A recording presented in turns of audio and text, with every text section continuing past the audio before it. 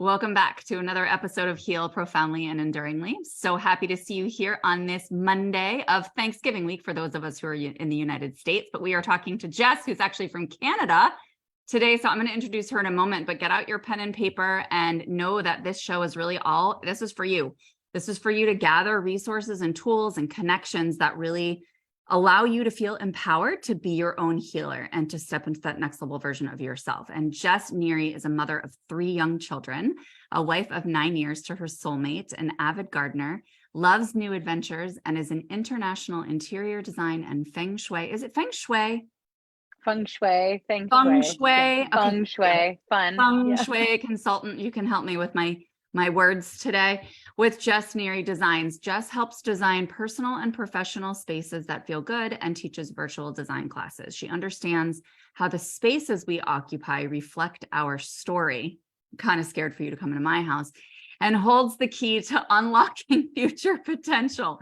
With a feel-good space to support your healing and life journey, anything is possible. Welcome. Thank you so much for having me. And thank you for the introduction.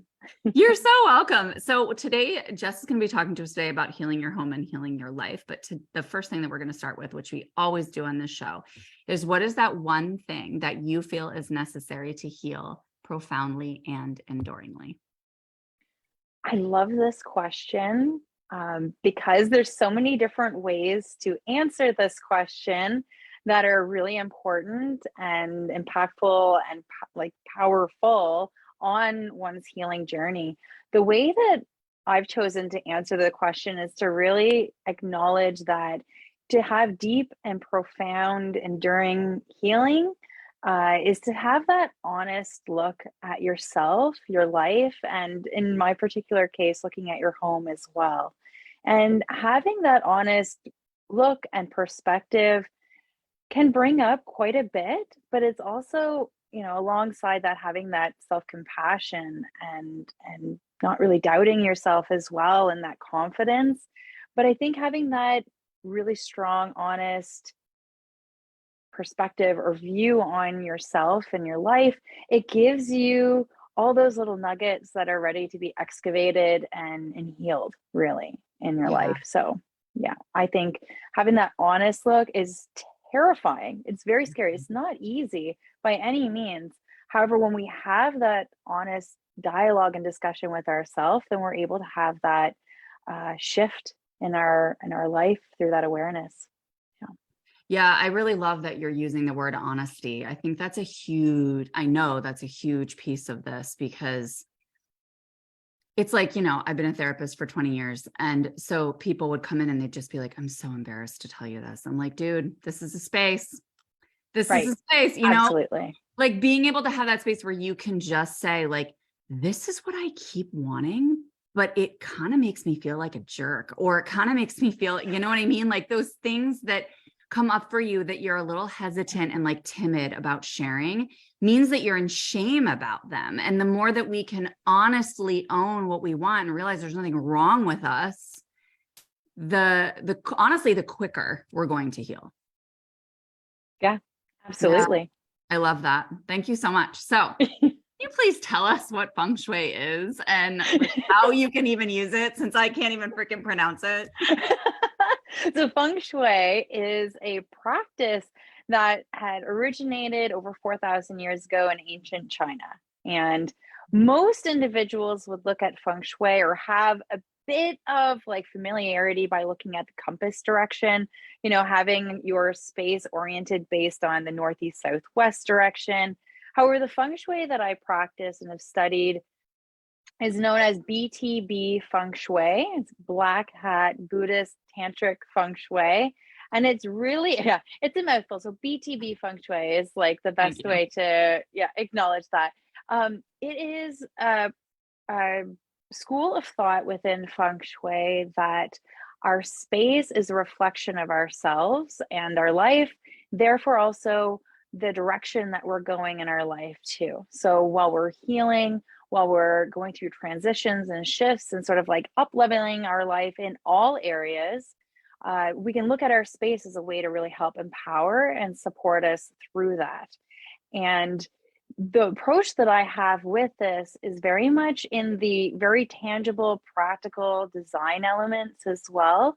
So I also studied and practiced interior design. So together, we're able to look at the energy flow in the space and how it physically manifests through decor choices. So colors, fabrics, the decor, if there's clutter, if there's not clutter, the items that you choose to sort of surround yourself with is setting a certain vibration, a certain frequency. So when we ourselves are looking to heal and sort of move forward in our life, whether that be in our career, whether that be in our health, whether that be in our financial wealth and abundance, there's so many different areas that this could be kind of how someone could be drawn to this area of healing, and creating a space that's really calling in those opportunities and attracting your manifestations with ease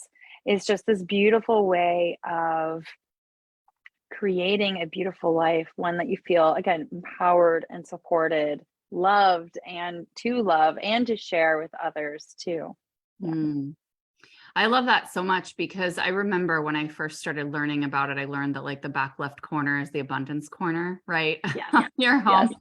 And like the elements at the front door, and just, I'm just kind of mindful of having space for energy to flow. Yes. And I feel like that's just the start, right? Like that's just the start. But I think there's a combination of energy flow and like that aesthetically pleasing vibe that gets set, right? Absolutely. Absolutely. And it is certainly a practice that's constantly evolving as well. Mhm. So I don't know if you've noticed, but I certainly have. I mean, when I began practicing feng shui 6, 7 years ago, my home looked very different at that time. Yeah. And through the years, it shifted significantly because as I've grown and evolved, so too has our space as well. And, working with clients, same thing. I've noticed, certain clients that I've worked with like regularly, like every year, 2 years, there's always a little shift, which is actually like a monumental shift that's occurring in their space, because it's this beautiful synchronicity with life and how we choose to express ourselves and how we're really flowing with our day-to-day life and needing different arrangements perhaps, and again, decor and all the things to feel supported on that next step on your journey. Yeah, it's so interesting because like even in our bedroom, we realized this like not even that long ago. Our blinds were always down during the day. And Oh, it's yeah. just so funny because both of us are like, how did we not notice this? Because now every morning, we make it a practice to open our blinds, and we're like, our bedroom is it's like 18 million times more gorgeous with the blinds up, and it like shines down the hallway. So even if you're not in that room, you can feel that natural light coming. And I'm just like, this is a game changer. And so when you're talking about like those tiny little shifts that you can refine over time, it doesn't have to be big things. Like you can get one thing for your desk that then becomes a focal point that you're like, oh my gosh, that makes me feel so much better just to add that little thing. And so I love that it can be that easy. It can be that simple. Absolutely. Absolutely. I love that you're opening the blinds in the morning. Like, it's such a beautiful practice. And I Yeah. see it very much as like waking up your home as well, right? Yes. Because the sun and the natural light is that fire element, the fire energy. So it just lifts the energy automatically. And that shift or that practice then compounds over time as well. So, it can also be a very grounding practice. It could be an intentional, like intention setting practice for the day, for the week, for the month, however you choose. So there's so many different layers to even that one like ritual essentially that you've Yeah. established. Yeah, that's what we do in our home. It's like the first thing certainly in my bedroom, and next is like I go around our home and wake up all all the windows and all our children's spaces too. And it's just so, I don't know, it's clearing as well with the sun coming in, and it's really nice.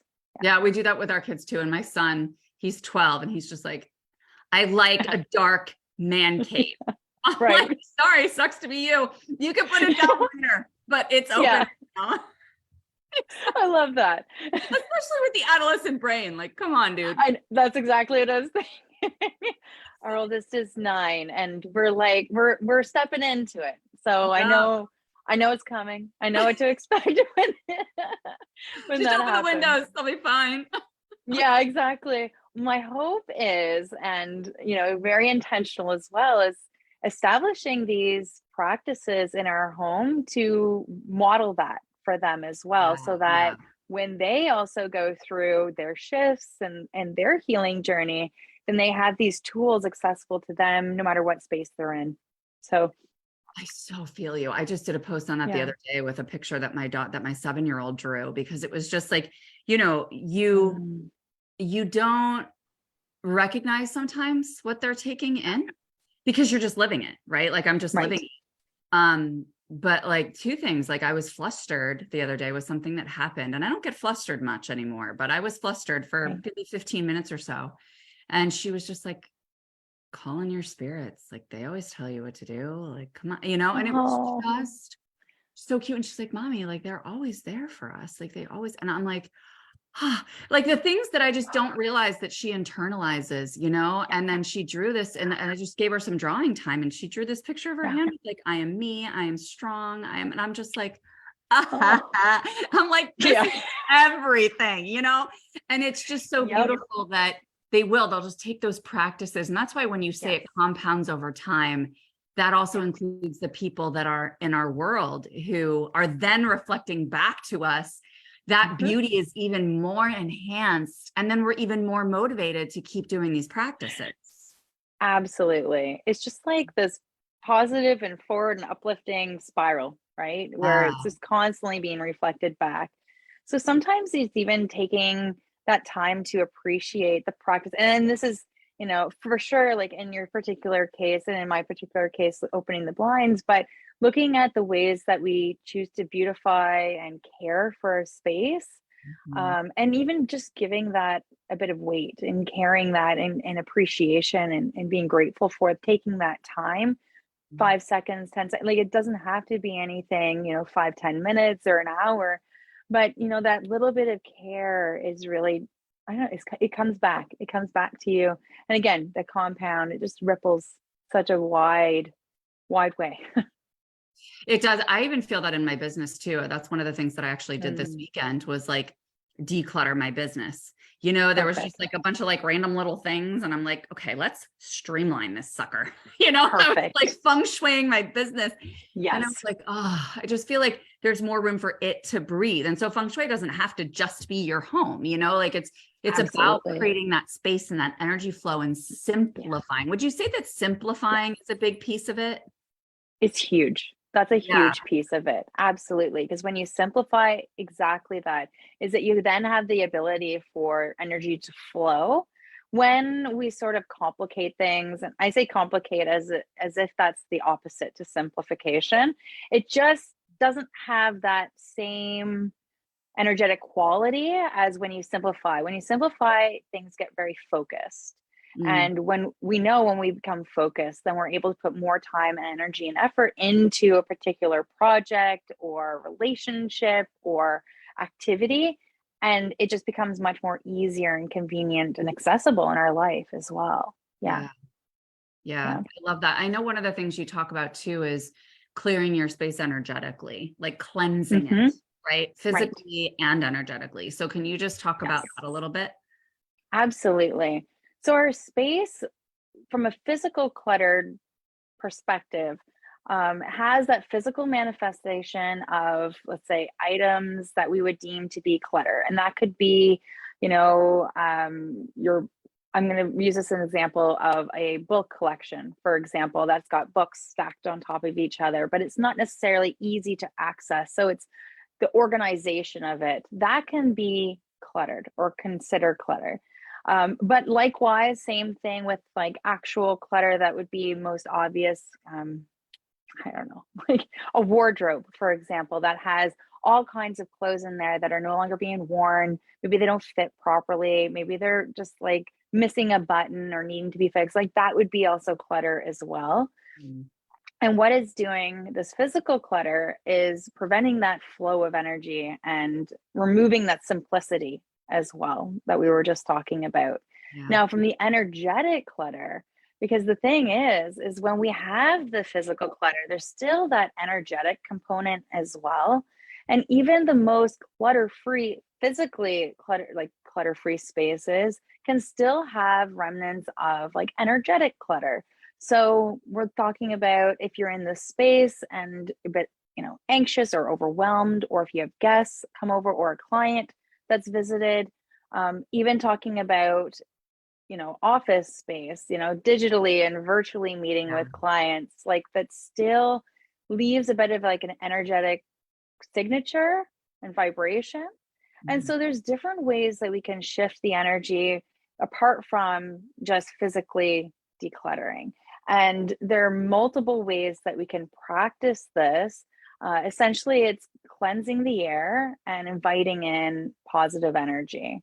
And, we can light a Palo Santo stick, we can have a sage wand on hand. But one of the ways that I really enjoy cleansing a space energetically is by using salt and essential oils as well. And even combining the two together can be incredibly powerful because both elements are from nature and are these beautiful tools that we have access to in using. And so when we use these tools, we're then able to, again, really cleanse the air and invite positive energy into our space. We're also being very mindful during this practice of cleansing the energy as well. So we're sort of setting the intention, setting the intention and the attention in the space as well. So it's a very powerful practice that one can do when they feel like, what, my space is set up exactly as I want it to be. Another great time to practice this would be after renovations, because there's a lot of energy that gets stirred up during a renovation time. And there's a lot of people perhaps in your space too that ordinarily wouldn't be. And also moving into a new home as well. That can be a really great way to kind of cleanse the previous homeowner's energy and reset the space with your own and feel grounded and supported, empowered in the space as well. Yeah. Yeah, I love that. I think about that all the time when there's workers here for an extended period of time, right? And just kind of like just resetting, just recentering, and recentering. reminding ourselves where we're coming from here as a foundation.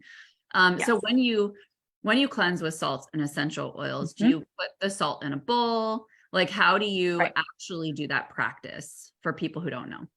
Absolutely. And there's a couple different ways that we can use salt to cleanse the energy in a space. And how I look at this is very much like as if you yourself are going for a salt bath. I do them all the time. I go in and then I come out and I feel so, so good. It's just very relaxing and comforting. And it just feels really good. And that's always been kind of the basis for all practices and tools that I use is really how does it make an individual feel. And when we're using salt in our space, one way is by simply putting the salt, and the salt could be Himalayan salt, could be sea salt. Of course, if you have just the regular table salt, then that works too. But certainly the Himalayan salt, the pink Himalayan salt, and sea salt itself are really great. They're very powerful. They're mined in a very different way and kind of brought into our lives. So having it placed in a bowl, and you could even simply add like 3 drops of cinnamon essential oil or frankincense essential oil, or another one that I really enjoy is a citrus.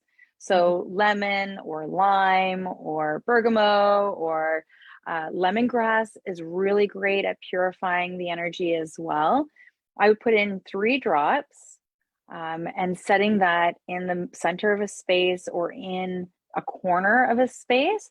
And what you can do is just when you're doing this whole practice, setting your intention of cleansing the energy, you can offer visualization of basically the energy from the bowl circulating the entire room or area that it's located. And then you're going to let it sit and kind of work its own magic for however long you feel is necessary. Sometimes I've left it for 3 days. There's sometimes I've left it for a week or more. 9 days is a very powerful time. We're working with numerology, 9 symbolizing the endings, but also new beginnings. So a bit of a completed cycle can be very beneficial as well. And it just kind of does its thing as it sits. And after this period of time, what I would recommend doing is actually discarding the salt outside in earth so that it's sort of like return back to earth to be transmuted. And then there you go. But I would really also pay close mind to how the space feels before, during, and after. Because when we start to really feel into these practices, it again further accentuates its magic and how it's able to support us moving forward. So if you notice the change and you're able to really bring your attention to that, then you're more apt to do it again and you're going to be motivated to do so. And then it's going to be that tangible, practical tool that you can use anytime you feel like it's necessary. So I have 2 questions for you around this ritual. One is, and of course you can add like music and frequency music and stuff, right? Oh, yes. Oh, yes. Yeah. Do you recommend opening the windows or not? So you can, however, with salt, it's not something that I say is recommended or necessary versus like a Palo Santo or sage, right? Yeah. Because with the smoke, you kind of want an open window for it to dissipate and exit. Yeah. However, with the salt itself is absorbing that energy. So when we take it out at the end of the practice, that's that cleansing or clearing and sort of like, again, transmuting it even further and just like giving it back to Mother Earth to transmute it. Yeah. Yeah, that's what I was thinking too. And then my other thought is pets. Yes. Like, can you cover the bowl and make little holes in it or something? Because I'm just like, dude, if I leave this for 9 days, my dog is going to be inhaling salt and frankincense. Oh, well, you can certainly put it up like on a ledge or a table. Like it doesn't have to be on the floor. Yeah. Okay, good. But that's a good point because some would have cats that might be curious and dig it up or knock it over. So that's very important. I mean, plastic, I feel like would conceal it. But if you have the holes in it, then it's like an intentional, but some sort of like a netting would be really great. Yeah. Or like pantyhose, like something. Oh, there you go. Yeah. Right? Because then I never wear those anyway. They're itchy. I know. Same here. I've got some just sitting around. That could be a really great way to use them. Yeah. Oh, okay. That's perfect. Yeah. Because that was my first thought. I was like, my dog is going to lick that up. It's so okay. Perfect. Well, I think that's really important to note as well, because in every home, there's like different situations, but there's always ways to work with it too. But I what I do personally on top of that, now I was just in a hotel Friday evening, so a couple nights ago. And when I go to a hotel room, I do a clearing myself because there's been a lot of people in these hotel rooms. There's a lot of intentions there. And for peace of mind and just even to have that deep, restful sleep, what I do is bring salt. And either I'll do like a salt bowl, and leave that in the room to sort of do its thing. But what I chose to do this time, and I've done this in our home as well, is actually put a narrow beeswax candle in the center of the salt and then light it. So it just offers like a whole other way of transmuting the energy and creating that ritual as well. So definitely using salt is kind of the base of it, and then you can call in different various methods through intuition of how to best remedy the situation to cleanse the energy in the space. Yeah. And I will say, I slept so good that night. I felt rested the next morning, and that is not always the case. Yeah. So I think I'm going to do this more often. I've done Palo Santo before, but like, the windows don't really open, and I the idea know. of having smoke in the room, I don't know. It's Yeah. not ideal. No, I love this because I'm going to a hotel this week for Thanksgiving. So I'm Perfect. like, this is perfect. Thank you. Yes. You're welcome. Please try it and let me know. I will. I'll let you know that I sleep like a baby, and it'll be all Yes. good with you. So, I know you talked about, the salt and the essential oils come from Mother Earth, and I know you like to really utilize plants and Mother Nature to assist in the healing process in general. So, can you just share a little bit about that before we close up? Yeah, absolutely. So it's really important for myself and the way that I choose to serve others as well. So when I'm working with clients, using items that I would say are like ethically sourced, but also some like products that are of the nature and have very little tampering with that.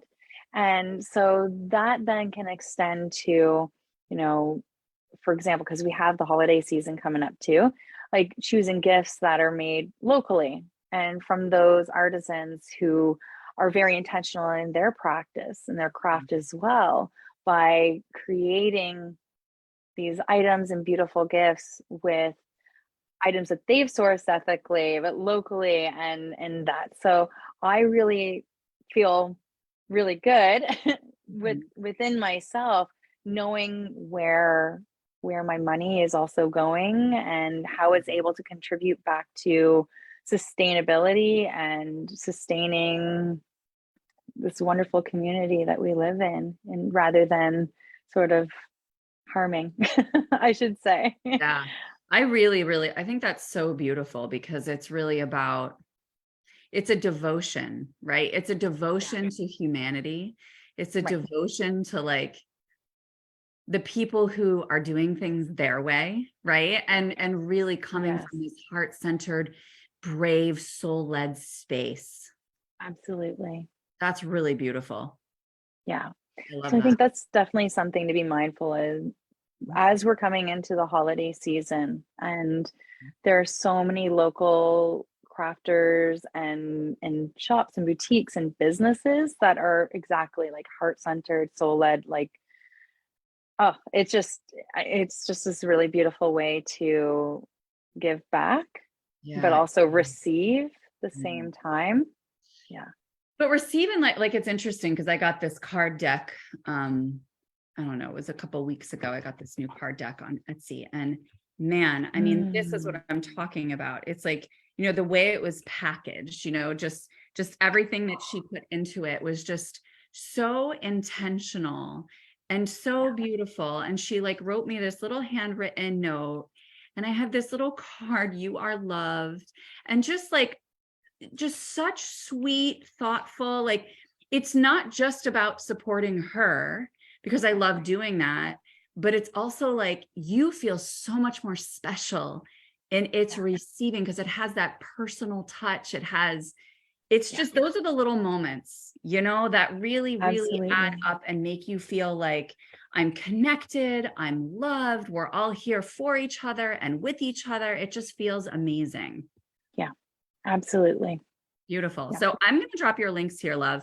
As I always say at the end of this show, um, if you connect with Jess, if you feel like you just really like her vibe, you might even not fully understand some of what we're talking about, and that's fine. But if you're like, she's just so calming and I really like being in her presence, like reach out to her. Everyone on this show is really open and receptive to receiving any kind of feedback you have, or if there's something she said that either that activated you in some way. And it could be that it activated you in a good way, and it could be that it activated some resistance in you. Either way, it's a great opportunity to connect, right? That's the Absolutely. intention here, is to just learn from one another and share from one another, allow ourselves to hold one another as we continue to expand. So is there anything else that you'd like to share before we close up? Hmm. When we're taking an honest look at our space, again, remembering that compassion. side of things too, because it's through compassion and love that we're able to change and shift the vibration in this space. So when making changes, bringing that love into it is going to be hugely beneficial and very much the feng shui way. Yeah. And not like checking it off the list. Okay. I got that room cleansed. I got that room cleansed. Like really being like sitting with it, being intentional, not being like, all right, I'm putting bowls everywhere in the house. And like not to make it this rushed checking off the list process. Exactly. Right. Absolutely. I love how you said exactly. Yes. Patience with ourselves comes with that. So absolutely. Thank you so much for being here. I always love spending time with you. Oh, thank you so much, Laura. This was absolutely beautiful. I'm really honored to be here. You're so welcome. And friends, touch base with Jess. All of her links are here in the comments. And I will see you on the next episode of Heal Profoundly and Enduringly. Bye for now.